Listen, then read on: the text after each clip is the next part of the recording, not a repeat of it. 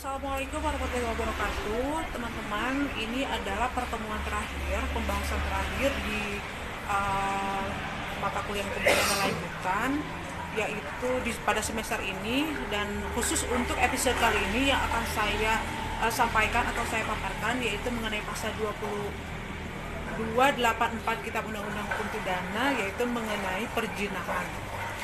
Tentu saja hukum pidana lanjutan ini sudah disampaikan terlebih dahulu oleh Ibu Profesor Dr. Haji Ainun Nur Aini SIMH beserta asisten dosen Bapak Dr. Emerdi Arinuyadi SIMH.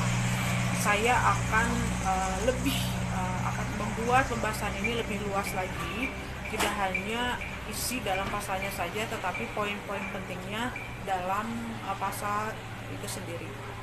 Ya, baik, langsung saja teman-teman kita bedah isi daripada pasal 284 Kitab Undang-Undang Hukum Pidana, yaitu mengenai perjinahan. Jadi untuk ayat 1 di sini dijelaskan bahwa diancam dengan pidana penjara paling lama 9 tahun. Poin pertama A, seorang pria telah menikah yang melakukan zina padahal diketahui bahwa pasal 27B berlaku baginya. Poin pertama B-nya, seorang wanita telah menikah yang melakukan zina. Poin kedua A, seseorang pria yang turut serta melakukan perbuatan itu padahal diketahui bahwa yang turut bersalah telah menikah.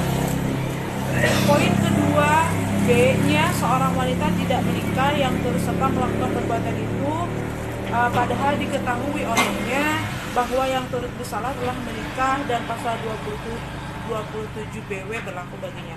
Sedangkan ayat 2 dari pasal 284 ini adalah tidak dilakukan penuntutan melainkan atas pengaduan suami atau istri yang tercemar dan bila mana bagi mereka berlaku pasal 27BW. Dalam tempo 3 bulan diikuti dengan permintaan bercerai atau pisah meja dan tempat tidur karena alasan itu juga. Ayat 284 terhadap pengaduan ini tidak berlaku pasal 72, 73 dan 75. Ayat 4-nya, pengaduan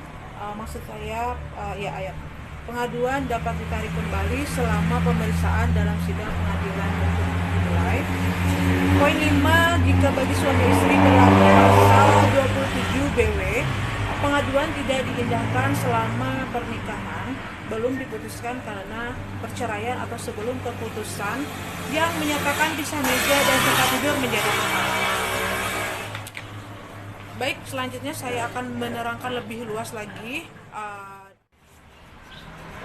Dalam pasal 284 Kitab Undang-Undang Hukum Pidana tersebut, unsur-unsur yang harus dipenuhi antara lain merusak kesopanan atau kesusilaan, salah satu atau kedua-duanya telah beristri atau bersuami. Salah satu berlaku pasal 27 Kitab Undang-Undang Hukum Pidana Perdata. Penjelasan mengenai pasal 284 Kitab Undang-Undang Hukum Pidana ini adalah sebagai berikut.